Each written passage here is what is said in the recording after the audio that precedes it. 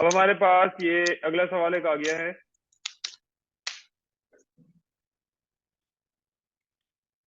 ठीक है, question number 6, kindly read question number 6।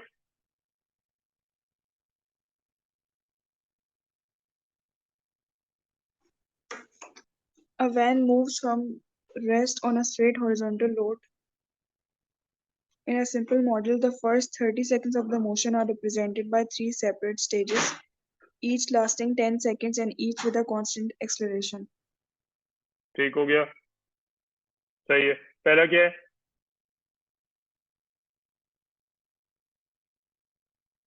पहले स्टेज पे क्या हो रहा है? During the first stage, the van accelerates from rest to a velocity of 4 meters per second. ठीक है। अच्छा, अब टाइम इसका क्या है? हर स्टेज का टाइम जो है वो 10 सेकेंड्स है। तो पहले स्टेज का मेरा टाइम जो है वो 10 10 seconds. सेकेंड्स है। ठीक हो गया, क्लियर? जी। ठीक है। अच्छा, इसी तरीके से जो इनिशियल वेलोसिटी है वो क्या होगी? फ्रॉम रेस्ट लिखा हुआ है तो इनिशियल वेलोसिटी 0 होगी और जी। फाइनल वेलोसिटी 4 होगी। 4. फिर अगले स्टेज पे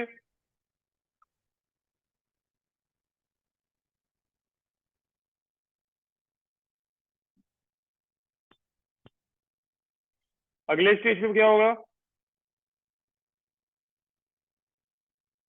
During the second stage, the van accelerates from 4 meters per second to 16 meters per second. 12 metre पर सेकेंड टू 12 मीटर पर सेकेंड। 12 meters. ठीक है, तो इसमें इनिशियल वेलोसिटी कौन सी है और फाइनल कौन सी है? Initial sir 4 है और final 12. ठीक है, और टाइम इसका भी कितना है? इसका भी टाइम 10 सेकेंड ही है। 10 seconds. ठीक है, और एक्सेलरेशन अभी हमें नहीं पता, बस हमें ये पता है कि एक्सेलरेशन जो है वो कांस्टेंट है। फिर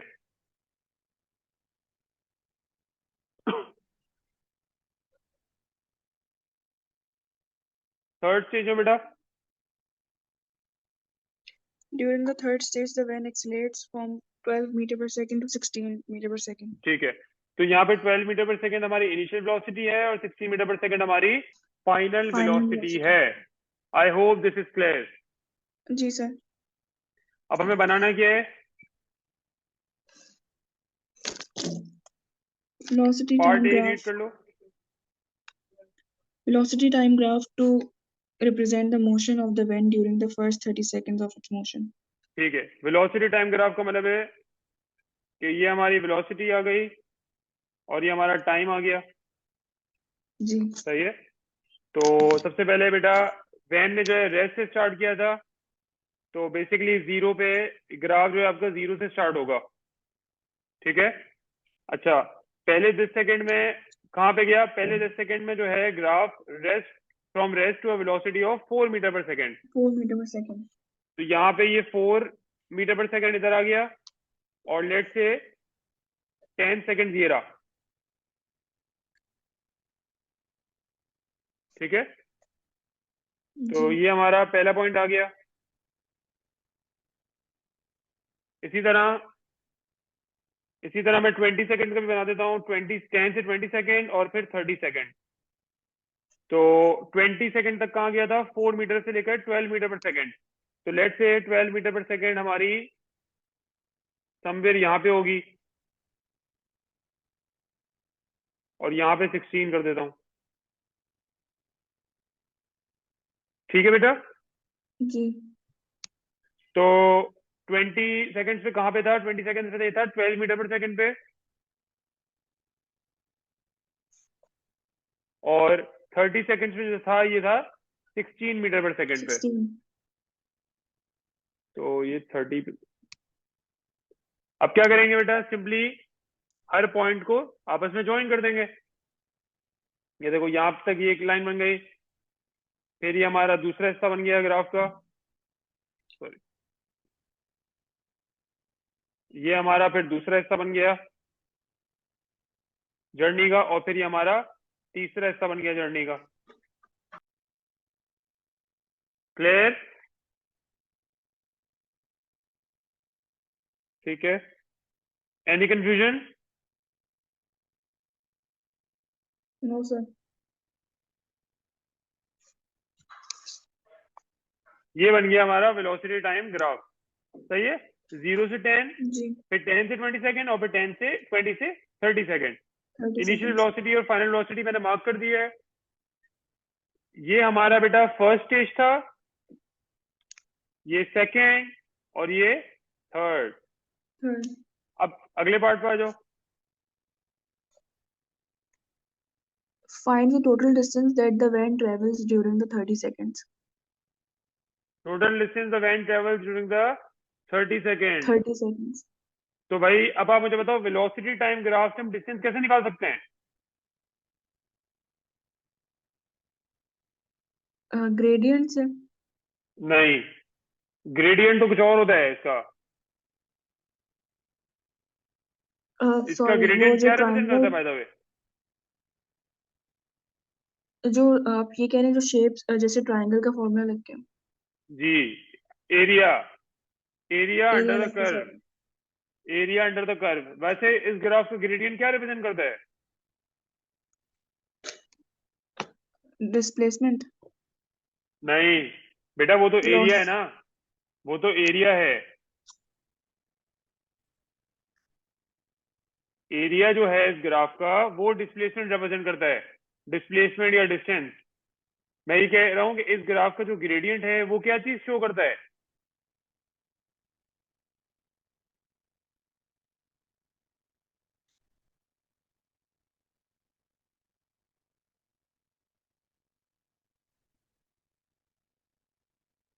वेलोसिटी। वेलोसिटी तो ये वेलोसिटी का ही तो ग्राफ है। एक्सेलरेशन, इस ग्राफ का जो ग्रेडियंट है वो एक्सेलरेशन को रिप्रेजेंट करता है। जी सर, एक्सेलरेशन। अब हम पहले, हमें क्या निकालना है? हमें पार्ट 2 में जो है टोटल डिस्टेंस निकालना है। तो अब बेटा आपने क्या करना है, अब आपने तीनों स्टेजेस का एरिया निकालना है। ठीक है। तो पहले हमारे पास ये छोटा सा ट्राइंगल बन रहा है फर्स्ट स्टेज का, तो इसका एरिया निकालते हैं।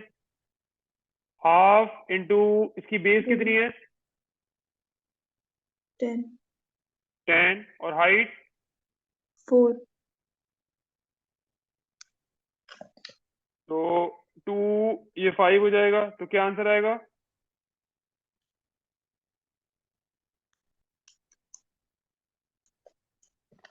20। 20, 20 मीटर। फिर सेकंड पार्ट पे, सेकंड पार्ट पे आ जाते हैं, सेकंड स्टेज पे आ जाते हैं। अच्छा देखो, ये कौन सा शेप है? ये जो सेकंड पे जो इस पूरा शेप बन रहा है, ये आपको पता है कौन सा शेप है?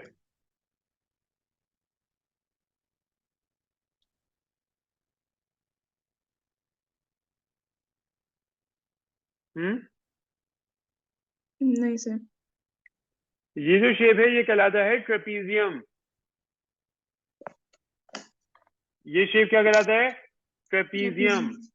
और ट्रेपीजियम के एरिया का फॉर्मूला होता है एरिया ऑफ ट्रेपीजियम। ये चीज याद होनी चाहिए, एरिया ऑफ ट्रेपीजियम क्या होता है? जो एरिया ऑफ ट्रेपीजियम है वो बेसिकली होता है हमारा half multiply by sum of parallel side, sum of parallel side multiply by height. Parallel का क्या मतलब है? पैरेलल साइड का क्या मतलब है? मतलब उसके साथ वाली जो हाइट, मतलब साइड जो है। देखो, ये ट्रेपीजियम का शेप होता है इस तरह का। जी। ठीक है। ये हमारा क्या है बेटा? ट्रेपीजियम का शेप है। बल्कि मैं बेहतर है इसको मैं ऐसे बनाता हूँ, नजर आ रहा है? जी। ठीक है। ये मेरा आ गया ट्रेपीजियम का शेप। अब ये जो ट्रेपीजियम हमारे पास है, बेसिकली अब आप देखो, इसके अंदर कौन सी दो साइड्स पैरेलल हैं? ये साइड और ये साइड दोनों आपस में पैरेलल हैं। जी। पैरेलल का मतलब होता है ये साइड्स आपस में कभी भी मीट नहीं करेंगी। ठीक है, जी। ये दोनों साइड्स क्या है आपस में, पैरेलल हैं। पैरेलल। ठीक है, ये दोनों पैरेलल हैं, और जी। इन दोनों पैरेलल लाइंस के दरमियान जो डिस्टेंस होता है वो इसकी हाइट होगी, यानी इन दोनों पैरेलल लाइंस के दरमियान जो फासला है वो इसकी हाइट होती है। तो आप जरा देखो, ये मेरे पास एक ट्रेपेजियम बन रहा है पूरा, बन रहा है ना ट्रेपेजियम। जी। इसके अंदर पैरेलल साइड्स कौन सी हैं?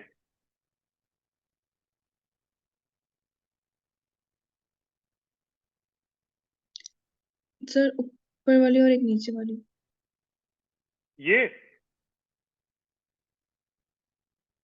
ये वाली। नो सर, जो नीचे जो है, दिस वन। और एक बराबर वाली राइट पे। ये वाली। जी। बिल्कुल सही है। तो एक का डिस्टेंस क्या है, एक छोटी वाली का डिस्टेंस है 4, और दूसरी वाली का डिस्टेंस है 12। 12। तो सेकंड स्टेज के लिए हम करेंगे बेटा हाफ मल्टीप्लाई बाय 4 + 12। और हाइट दोनों की कितनी है, जरा हाइट बताओ।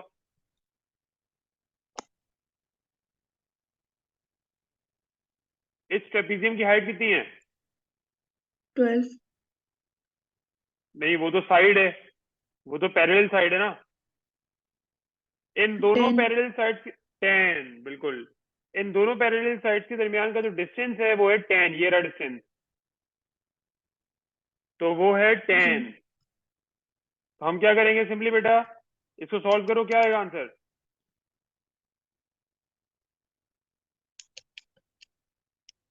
80। 80। 80 मीटर आ गया। जी। अच्छा देखो, थर्ड वाला ग्राफ है। अब थर्ड वाले के साइड है, देखो ये भी ट्रेपेजियम ही बन रहा है बेसिकली। जी। तो आप मुझे एक बात बताओ, इसका क्या होगा फॉर्मूला, इसमें क्या डालूंगा मैं? 1/2। साइड्स बताओ, पैरेलल साइड्स कौन सी हैं, क्या डिस्टेंस है, पैरेलल साइड्स की क्या लेंथ है? 12 + 16। और हाइट कितनी है? 10। 10, वेरी गुड। फिर क्या आंसर आएगा?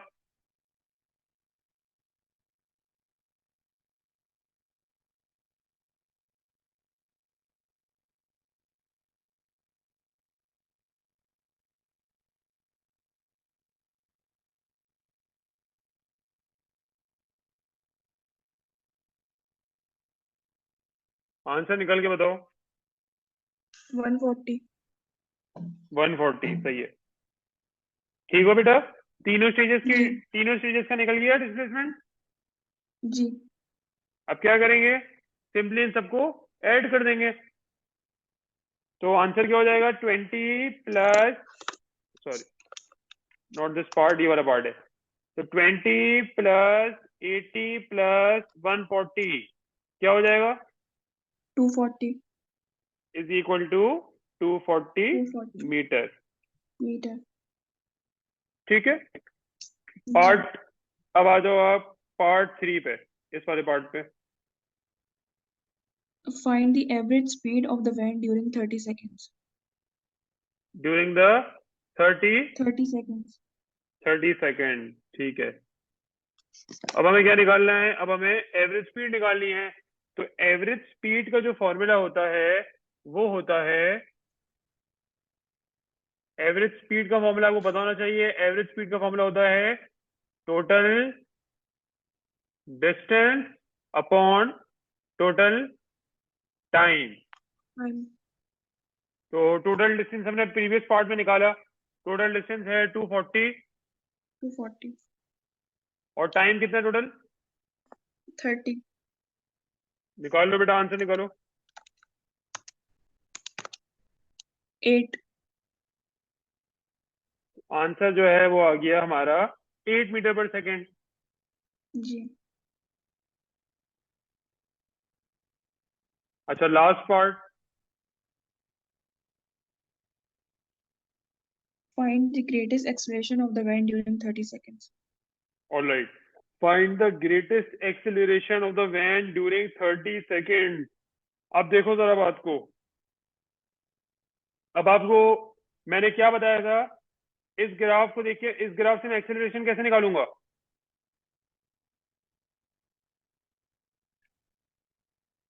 ग्रेडियंट से। ग्रेडियंट निकाल के।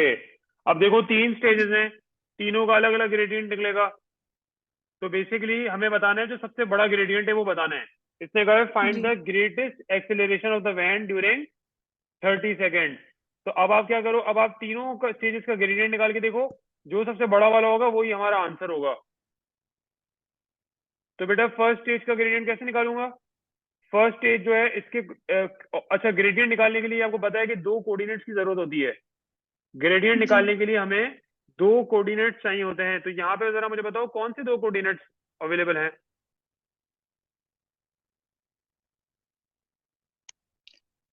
0 0 एंड ठीक है,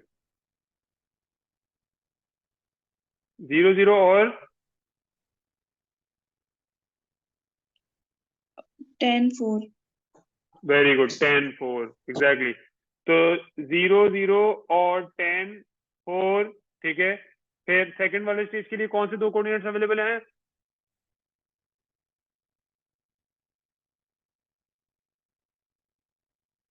10 and 4।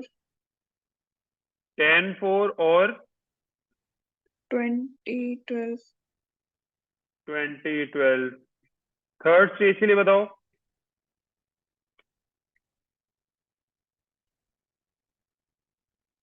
20 12। 20 12 और 30 and 16। 30 and 16 right. ठीक है बेटा, अब तीनों का ग्रेडियंट प्रभाव निकालो और मुझे बताओ कौन सा वाला क्या आंसर है और कौन सा वाला जो है वो सबसे बड़ा है। ग्रेडियंट का फॉर्मूला तो याद है ना? जी। ठीक है,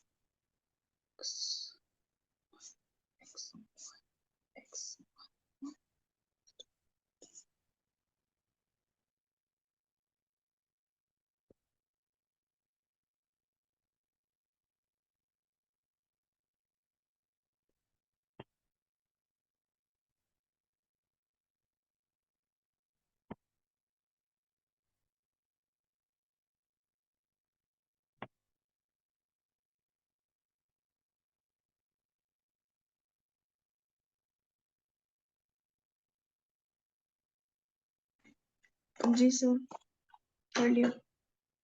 क्या आंसर आ रहा है? कौन सा वाला स्टेज सबसे बड़ा है? सर सेकंड वाला। क्या आंसर आ रहा है? 0.8। ठीक है, तो 0.8 मीटर पर सेकेंड स्क्वायर आपका आंसर है। I hope this is clear. जी सर, क्लियर है। ठीक है,